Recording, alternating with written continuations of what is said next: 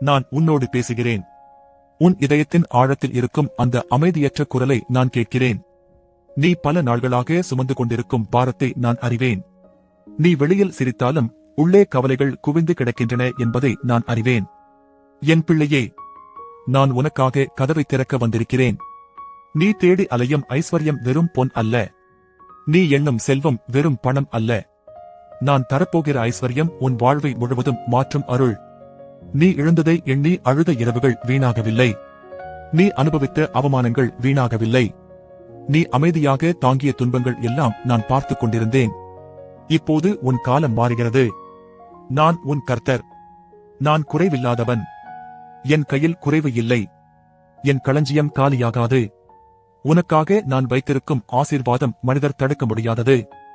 உன் வீட்டில் இருந்த குறைவு, உன் கணக்கில் இருந்த வெற்றிடம், உன் தொழிலில் இருந்த நின்று போன நிலை, அவை அனைத்தையும் நான் மாற்றப் போகிறேன். நீ பயப்படாதே. நான் உன் முன் சென்று பாதையை திறப்பேன். மூடிய கதவுகள் திறக்கும். திறக்க முடியாதது என்று சொன்னவர்கள் மௌனமாகும். நீ நம்பிக்கை இழந்த இடத்தில் நான் அதிசயம் செய்வேன்.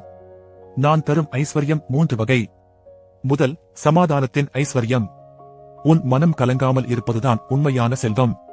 நான் உன் மனதுக்கு அமைதியை ஊற்றுகிறேன். இன்று முதல் உன் தூக்கம் திரும்பி வரும். பயம் குறையும். கவலைகள் அடங்கும். இரண்டாம், கிருபையின் ஐஸ்வர்யம். நீ பெற தகுதி இல்லாத ஆசீர்வாதம் கூட உன்னை தேடி வரும். மற்றவர்கள் வருடங்கள் காத்தது உனக்கு மாதங்களில் கிடைக்கும். நீ கதவை தட்டுவதற்கு முன் அது திறக்கும்.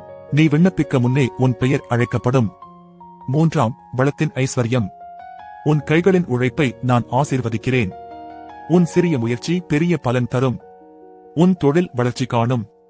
உன் வீட்டில் வளம் பெருகும். கடன் இருந்தால் அது அடைபடும். வெற்றிடம் இருந்தால் அது நிரம்பும். நான் உன் வீட்டை ஆசீர்வதிக்கிறேன். உன் குடும்பத்தில் சண்டை அடங்கும். பிள்ளைகளுக்கு ஞானம் வரும். உன் துணைவன் துணைவி மன அமைதி காண்பார். உன் குடும்பத்தில் சிரிப்பு திரும்பி